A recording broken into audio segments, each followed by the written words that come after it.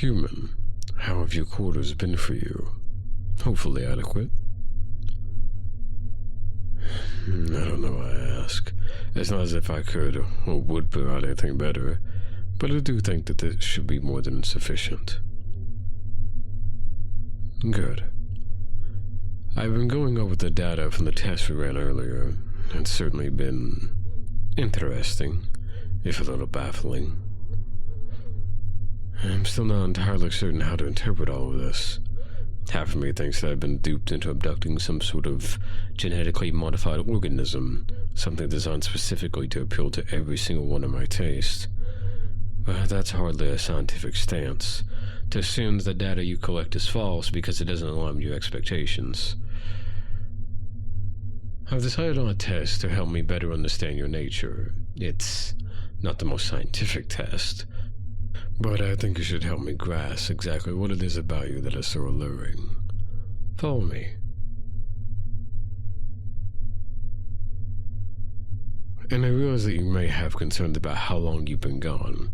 You don't need to, though. Standard procedure for extended examinations is to give you a normalization implant after you've returned. While you have it, you and those around you will feel less inquisitive about your absence. After a month or so, I'll return and remove it. By then, you and all your acquaintances won't question time missed whatsoever.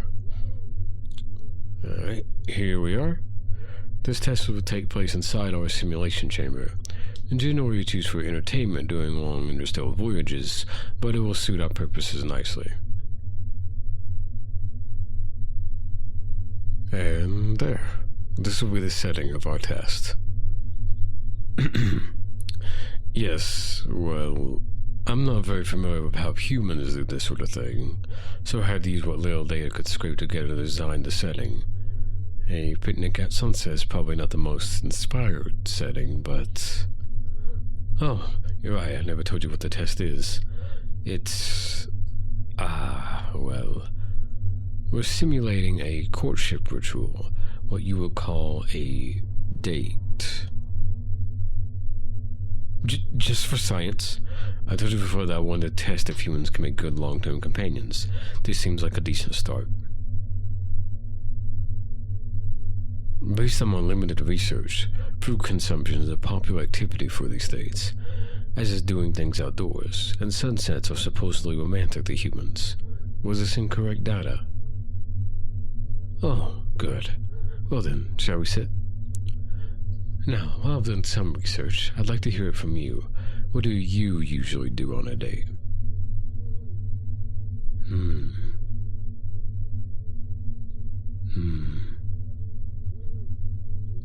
Interesting. So it's a way to get to know one another. Then an advanced matchmaking algorithm would be more efficient, but this does have its charm. In that case, please tell me about yourself. I'll just help myself to these... What are they exactly? I just took some from there after leaving behind valuable metals of equal worth, of course. I see. Well, I'll try one. That's... gritty. The flavor is... well, not like anything I've ever had on my planet. I'm reasonably certain it's edible for my species, but... Anyway, I'm sorry, please. I'm genuinely curious to hear what your life on Earth is like.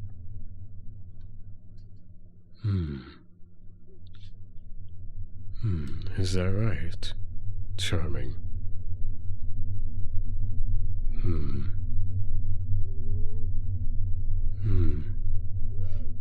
Yes, I see.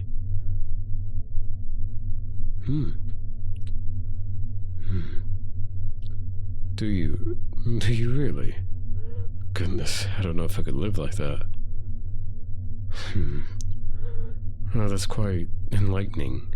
You certainly have interesting stories to tell. Any more articulate than I would have assumed of a species at your level. It's a good sign. I gather that you're a touch, naive, but it's endearing.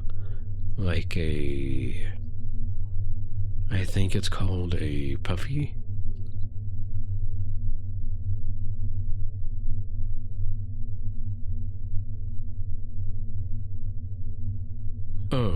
Me? Well, no. This experiment is really more about you. You don't need to hear about my life. Well, I suppose. Alright. There's not much to say, though. I'm a scientist, as you can tell, but my original field of study was astronomy. I only took to xenobiology, the study of alien life, if you didn't know, after my partner Hia left me for a human. It was so sudden, to be honest. I wonder if I'm being fair, assuming it's all because she was chasing some fad. I've never had the best understanding of relationships. Maybe she left because of me, not because of your kind. You're easier to talk to than I expected. I don't usually open up to people that quickly. Perhaps it's those pheromones of yours.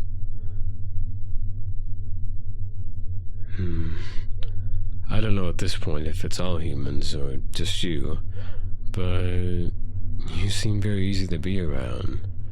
With that, on top of your enchanting physical qualities, I fear that I might start to become addicted. I wonder if that's healthy. Just imagine having a whole race of beings that are objectively more pleasant to be with than our own. If humans ever became widespread on my home planet, it could be the end of our species. Perhaps I'm being dramatic, though. It could simply be a matter of learning all the things that make you so special, and learning to mimic them ourselves. Perhaps being in a relationship with a human would make one a better lover overall. I'm astonished this hasn't been researched more thoroughly. There's so many implications. But perhaps it's the type of thing that got me into trouble. Overanalyzing things. Here I am with a lovely, charming being right in front of me, and I'm mumbling about research. You know, there's something I've wanted to try. Honestly, I've wanted it ever since I first laid eyes on you. Would you be opposed to a kiss? Well, in that case...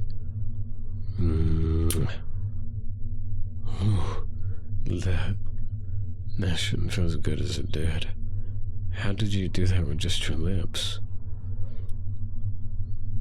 Just to be certain, would you be considered an experienced kisser by human standards? Really? So that's just pure instinct? You continue to astound me. The more I learn about humans, the more impossible their existence seems. If you wouldn't mind, I'd like to try again. I want to see if I can do what you did.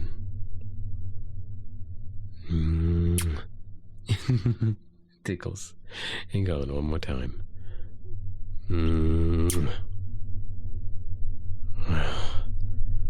I could spend an eternity kissing you.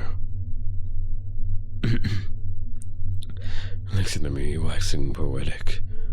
You have an undeniable effect on me. I wonder if this is how Hia felt when she met your human. Well, I think I've learned quite a bit from this experiment. Much more than I expected to, in fact. It makes me wonder how much more there is to learn about your kind, and about you specifically. I thought that even a whole battery of tests could reveal all your secrets. Which makes me want to ask, is there much waiting for you back home? I know it's sudden, but I could bring you home with me, if you'll be willing to leave Earth. I could give you a life of leisure. We live in a post-scarcity society. There's enough of everything for everyone to have as much as they want. You'd never have to work just so that you won't starve.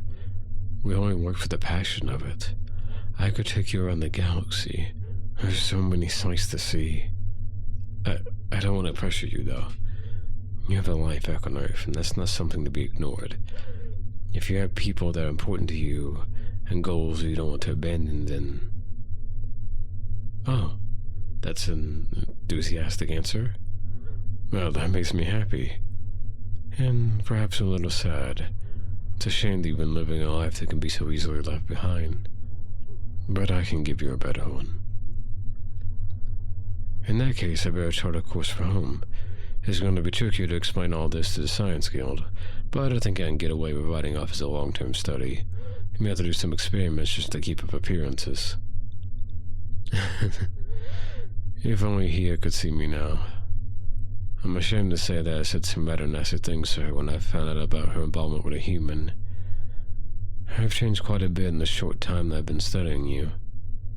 To think, now I'm bringing a human back with me.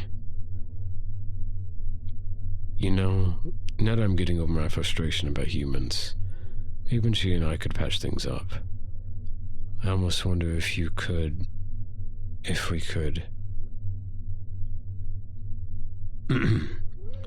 Oh, it's just that among my species, it's not all that uncommon for relationships to involve more than two.